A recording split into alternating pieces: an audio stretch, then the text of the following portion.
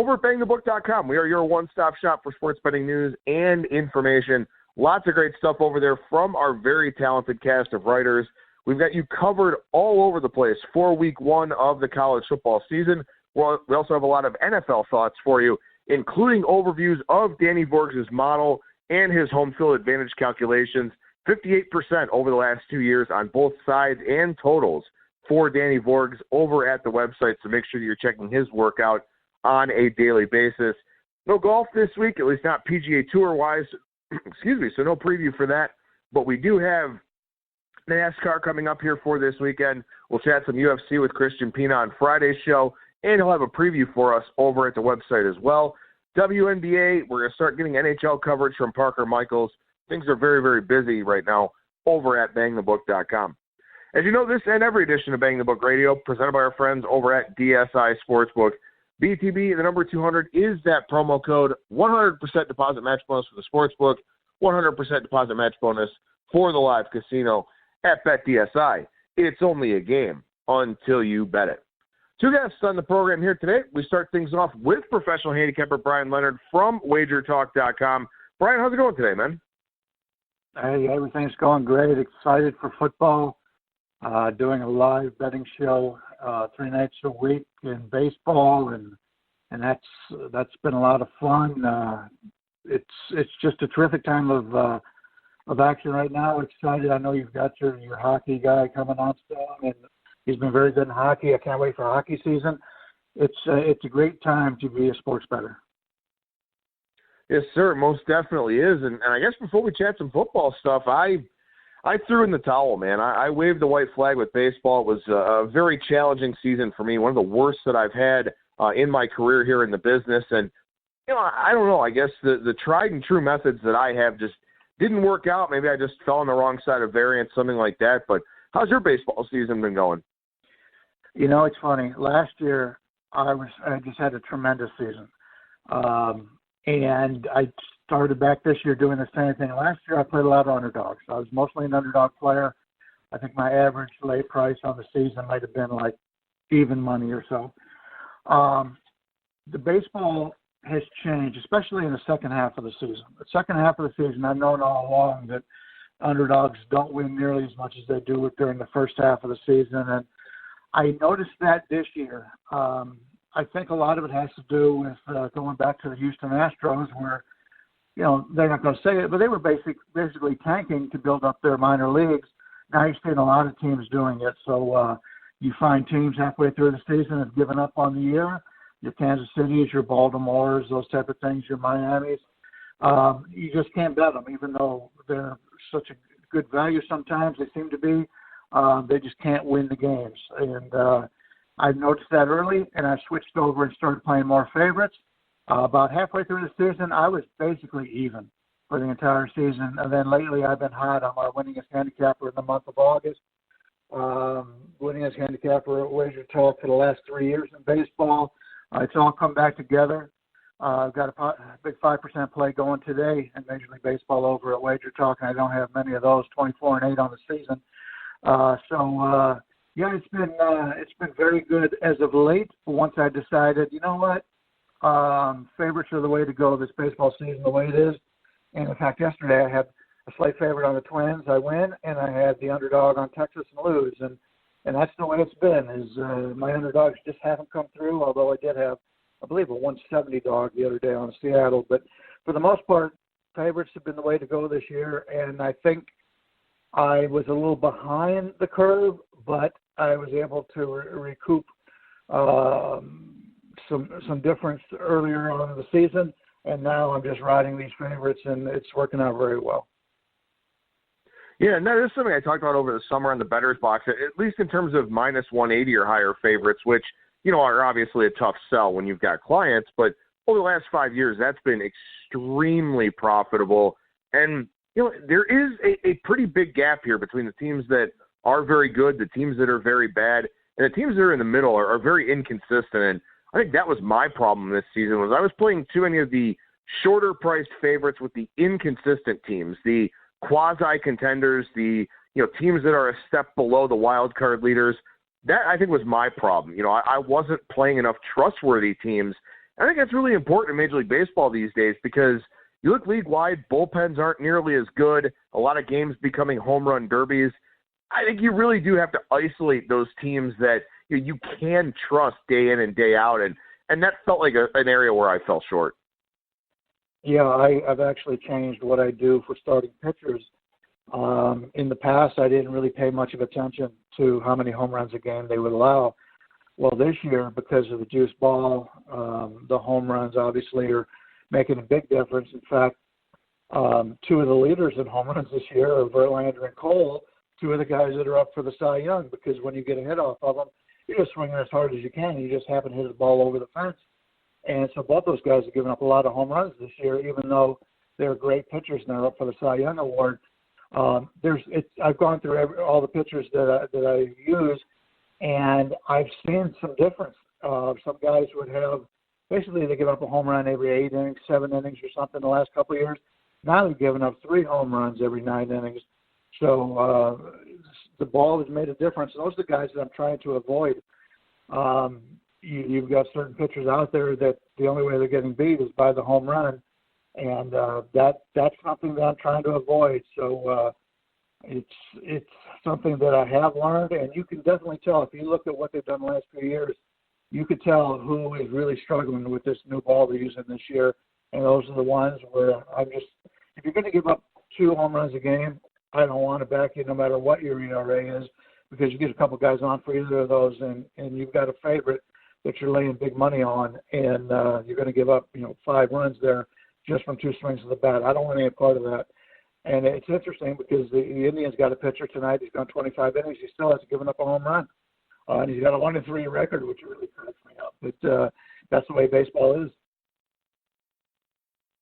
Yeah, for sure. And, hey, at least someone out there is still having success with the baseball season. So check out Bryan's work over at wagertalk.com, including that big play that he's got up there on the board for tonight. But, Bryan, I was looking back through. I mean, I didn't realize that you and I didn't talk over the summer here on the show. So we got some things to catch up with in that regard. And I guess the first place to start here, we do have a couple of games in the books already, at least as far as FBS goes. But your season preparations here, I mean, what's the process look like for you? What are you doing to get ready for the year?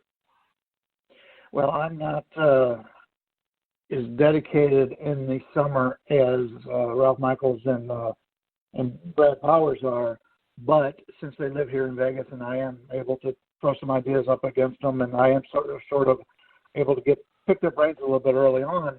But yeah, since baseball has been so good to me the last few years, I haven't had the time to get started as early. But I'll tell you, this year I've gotten started earlier than I've ever done in in football. And some of the things that I didn't give enough credit to in the past that I have this year, one of them is recruiting, another is coaching.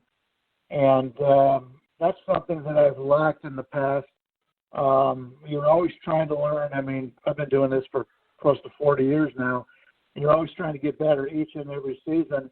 And so I've incorporated some more information into, I don't have a model, but I have some certain things that I look at each and every week. And a couple of them are looking at the grading of the talent on these teams and then how the coaches have done and what they've done with that talent.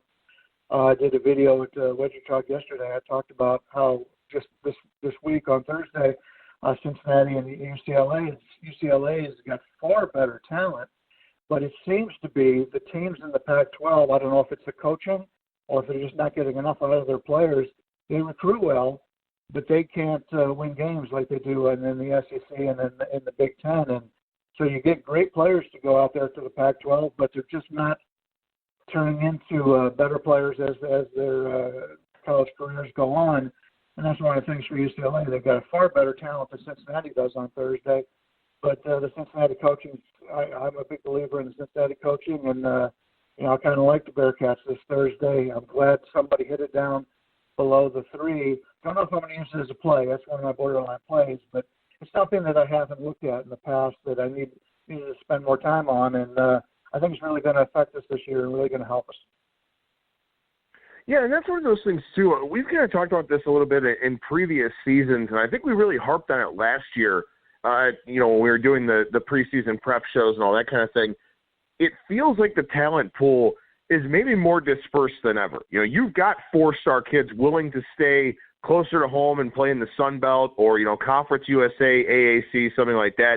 Yeah, they don't get a lot of them, you know, certainly relative to the Power 5 schools, but even lower Power 5 schools. You look at a guy like Rondale Moore at Purdue, for example, you know, even some of the lower Power 5s getting that high 3-star, mid to low 4-star type of talent. And that's just it, man. It's all about how you maximize that talent in college football, you know, because you can take a 2-star guy, turn him into a first-round NFL pick if you know how to use that skill set, if you put a guy in a position to succeed. How many 5-stars do we see that, you know, either don't play or wind up transferring a couple times or something like that where they have the talent and then they have to go the JUCO route for a year or, you know, something like that. So that is really important to look at in college football coaching, and that also goes down to a coordinator level as well.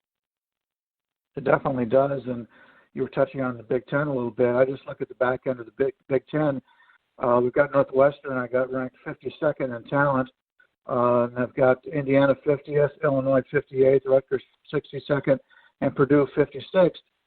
But the only team that's ever any good out of those, you know, each team has had 1 or 2 years that they're pretty good. But Northwestern, I mean, Northwestern's coaching staff is one of the best at bringing out the players they get. They're 50th in recruiting, but yet at the end of the season, Northwestern is always going to a bowl. They're knocking somebody off.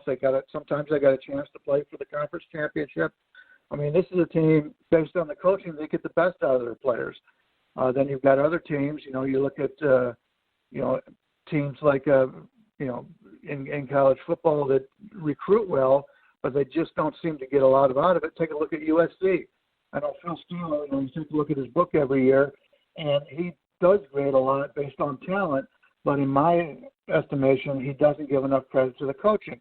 And USC is always top 10 in recruiting each and every year. I've got them number 5 right now in all of college football, but I've got their coaches rated poorly for the most part, and that's something that, you know, my power ratings are saying they're probably the third to fifth best team in the league, but yet they're the best recruiting team by a mile in that conference, and you've got to have the coaching to go along with the recruiting. And some guys are great recruiters. We look at that in North Carolina this year, a great recruiter.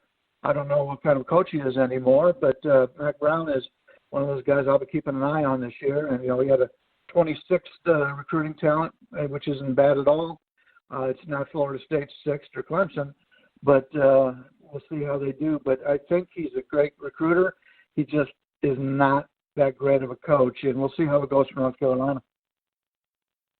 No, I guess my follow-up question here would be, you know, in terms of quantifying coaches and what their impact is, I mean, are you just incorporating them into your power rating setup, or is it a situation where, let's say you've got a game, you know, maybe lined right at -7, that's where the market is, but you notice a big coaching mismatch relative to the research that you've done, even though you're right on the number, will you still play it with that big power or with that big coaching mismatch, or is it just part of the power ratings that you factor into the equation? Yeah, it's not part of the power ratings. The power ratings are the talent and what the team has done. But I also look at the coaching, and it's something I hadn't done in the past. I've gone through, for example, last year I went through every team, how they did straight up in games that are 7 or less points final score. And most of them average out each and every year. But you have certain coaches. You take a look at, like, Ohio State and Clemson were two that really jumped out at me. You go back years and years, and Ohio State and Clemson, you would think it would revert to the mean. But Ohio State and Clemson continue to win these close ball games. Now, part of it is they've got great talent, but they just don't lose it. And there's other teams that just one year they'll go 4-1 in those close games. The next year they'll go 0-4, and you see a lot of regression. That's one of the things I look at for season wins, that kind of thing. And most of your coaches will regress to the mean, but some coaches out there just get more out of their talent each and every year. And you know, I talked about Northwestern. Northwestern is one of those teams that if it's a close game, I want Northwestern. You can see by Northwestern over the years being an underdog how well they do. And, you know, they start the season off catching 6 points at Stanford. Just blindly, I'm looking at that, and even though I like the Stanford coach, Northwestern's been very good in that dog role, and that's something I'll take a look at. I haven't made a decision on the game, but that's if the coach has not done well with what he has, it's a deal breaker, even though the line may say that I have a little bit of an advantage there.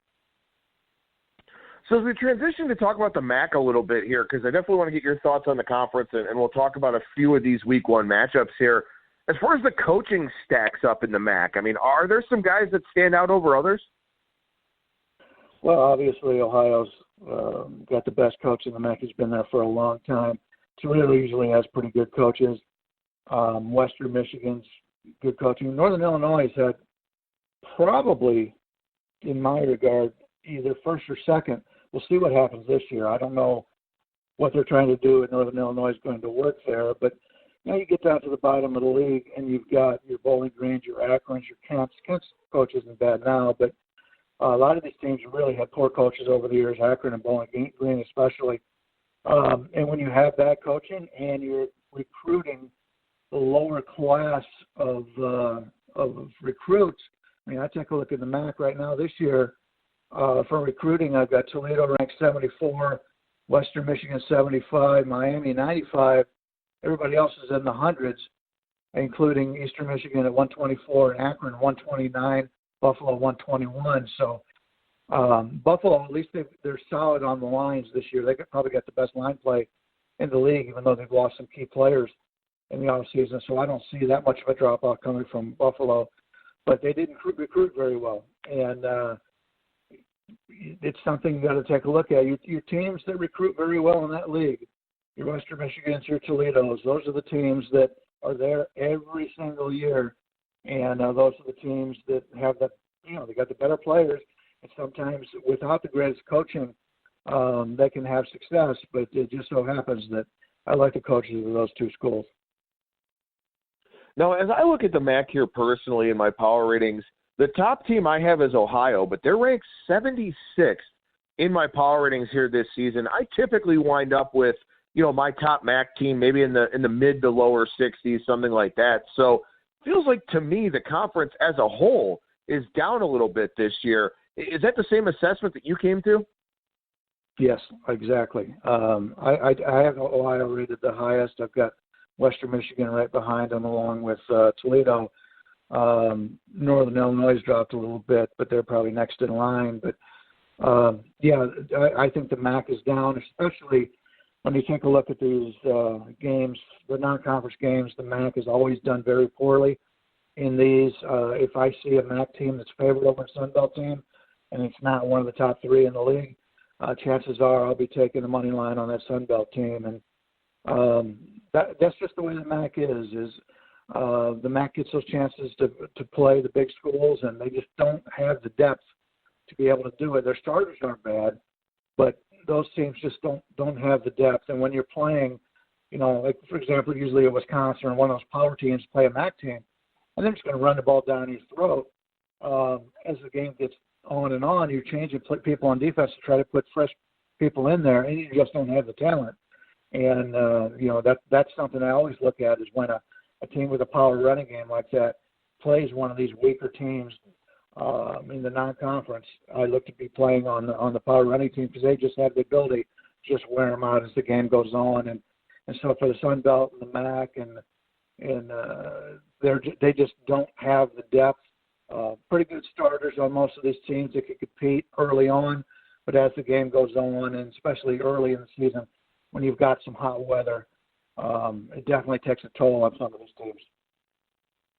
All right, well, let's talk about one of those games here in particular. Game 141-142 on Thursday night. Kent State takes on Arizona State. First of all, before we talk about this game specifically here, Arizona State 24.5-point favorite, I've heard some difference of opinion on Kent State, so I want to hear Bryan Leonard's take on this team. Are you a fan of Sean Lewis here in year two? Do you like the direction of this program? I don't, and I guess I'm in the minority. I'm with you, it sounds like. But some of the people I've talked to like this Kent team. They think they're on the up-and-comer list, but I've got them rated about the same as Central Michigan, which I don't think much of. Got him a little bit better than Bowling Green and Akron, but they still need to prove it to me at Kent. And maybe it's past history that I keep going back to because I know how bad Kent has been for the most part over the years. I'm not sold on the coaching staff there. So I think we'll find out a little bit this first game. I don't know if we'll find out a lot. This is one of the situations, although Arizona State isn't one of those teams that may overpower you. The heat could be a definite factor later on in that game when Kent goes there this weekend. So Arizona State's one of those teams that really surprised me last year. I mean, everybody I knew basically thought Arizona State was going to have a little bit of a regression with the coach coming in who hadn't coached college football, hadn't even been on the sideline for a while. But they ended up having a pretty decent season. I've got them in the lower half of the Pac-12. I like the defensive coordinator at Arizona State.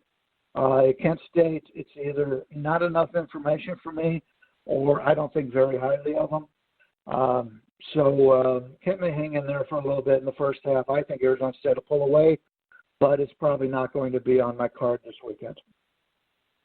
Well, that was something I wanted to ask you about here with these non-conference games, and this is something I talked about yesterday with Ralph Michaels later on in the program, is that, look, in the early going for these games, you would think that the better team would usually start faster. I mean, they should just be more polished. Usually there's less turnover with the Power 5 types of teams.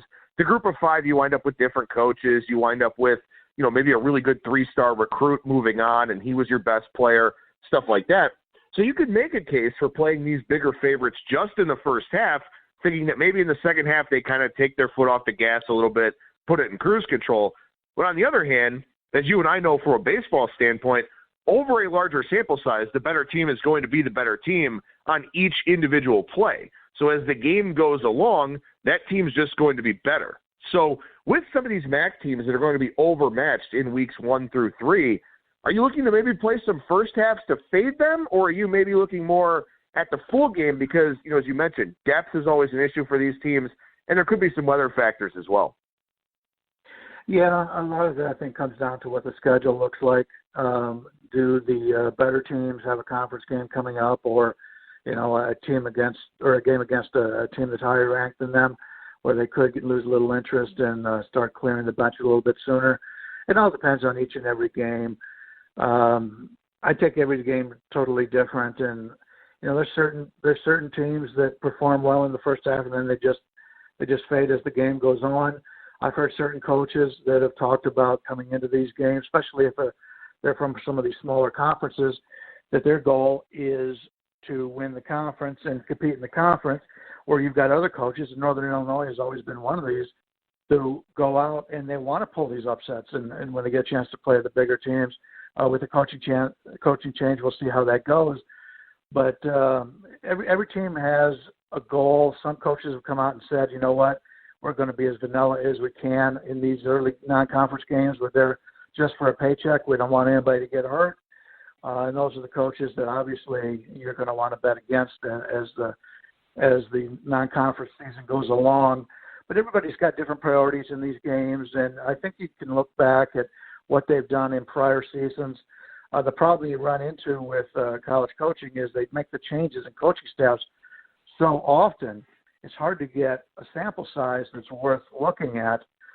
You could take a look at, in the big – when you've got really good teams, you rarely make coaching changes, and those teams have a lot of stability. So you can go back and look at Ohio State. Obviously they made the coaching change this year, but you can go back and take a look at that. You can take a look at Alabama, Michigan State, the teams that have had the coaches for multiple years, and see how they treat these non-conference games and what are they trying to prove and what do they do if they've got a conference game next up.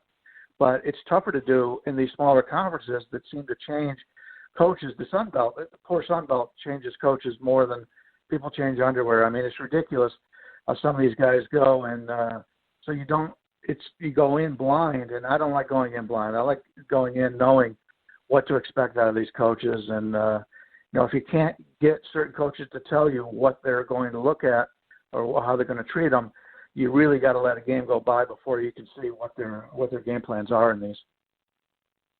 All right, so we move ahead to Saturday here. We touch on game 171-172, Toledo taking on Kentucky. Kentucky, I'd say the consensus number out there is -12 for this game. Toledo's an interesting team, and it sounds like you and I are both a little bit lower on them this season than we have been in previous seasons.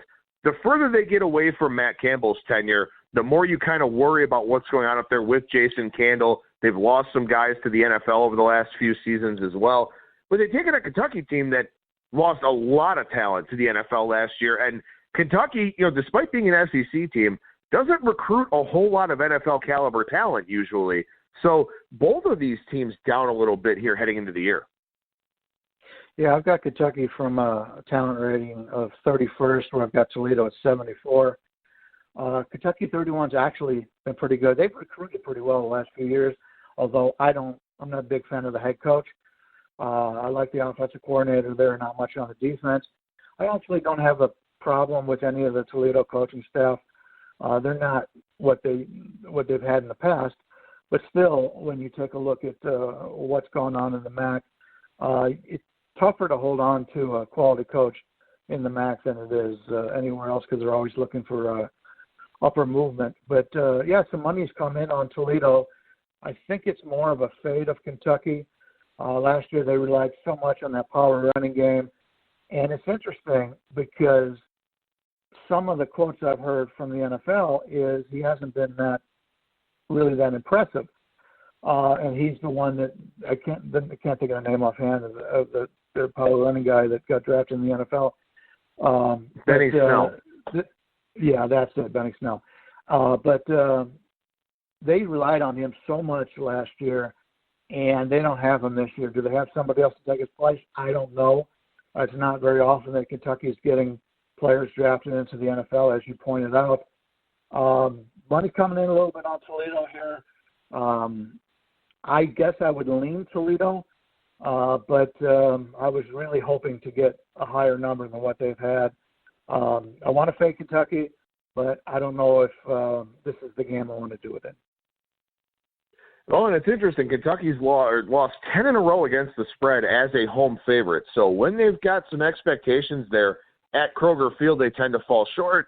If this was a Toledo team from 2 years ago and this was the number, I think we'd see this one moving down probably into the 10 range.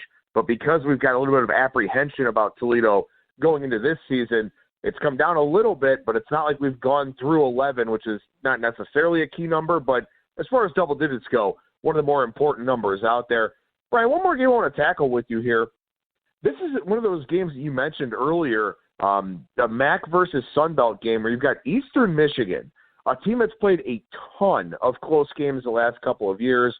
This number was somewhere in the 4.5-5 range sometime last week, but now it's all the way up to 6, with Eastern Michigan getting some love down in the Myrtle Beach area against Coastal Carolina.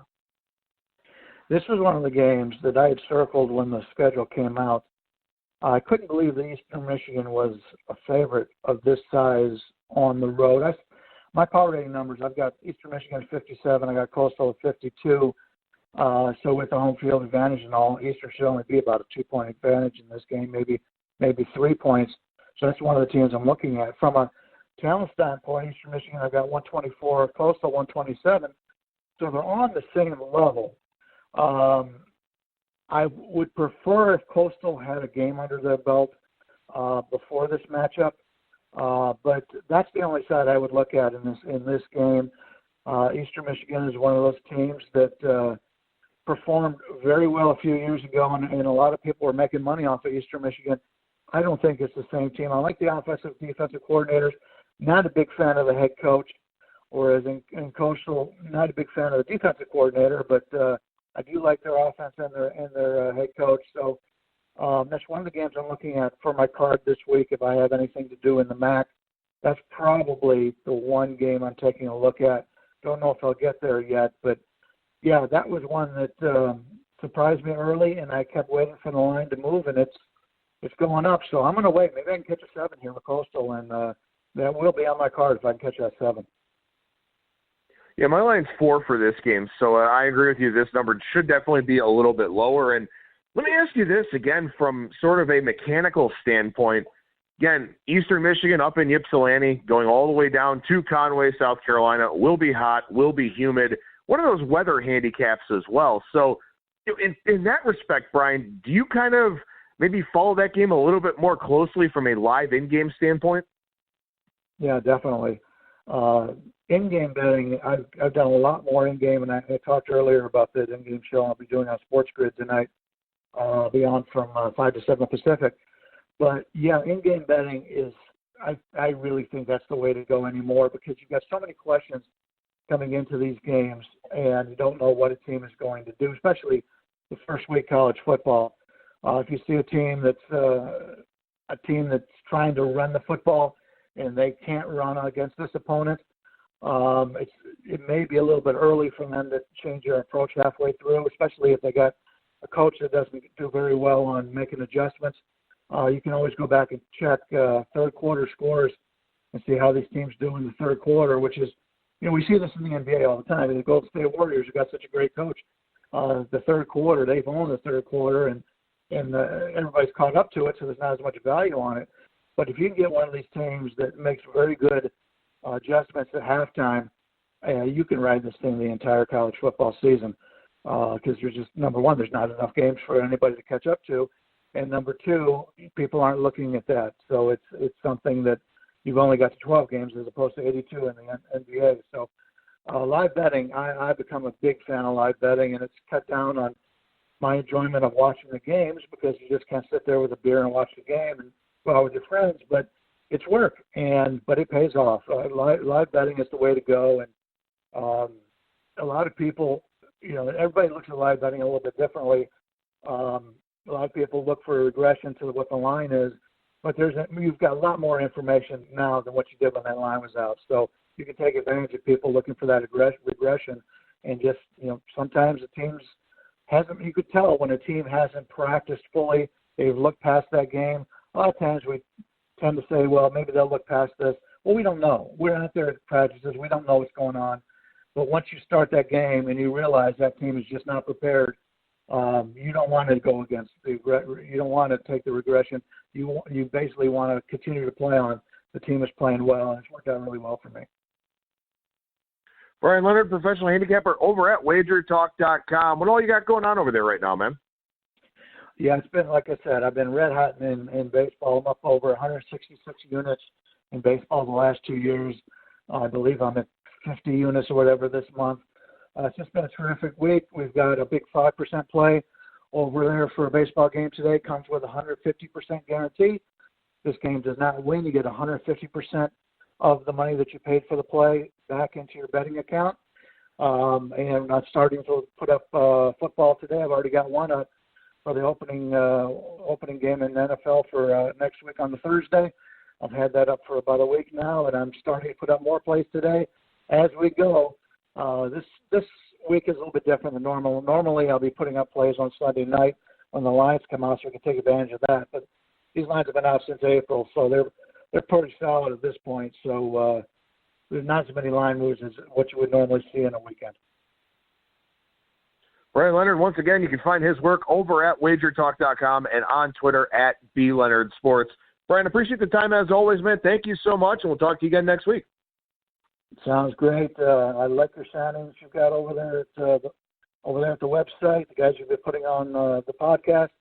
Listen to it every day, and I recommend everybody else to do so.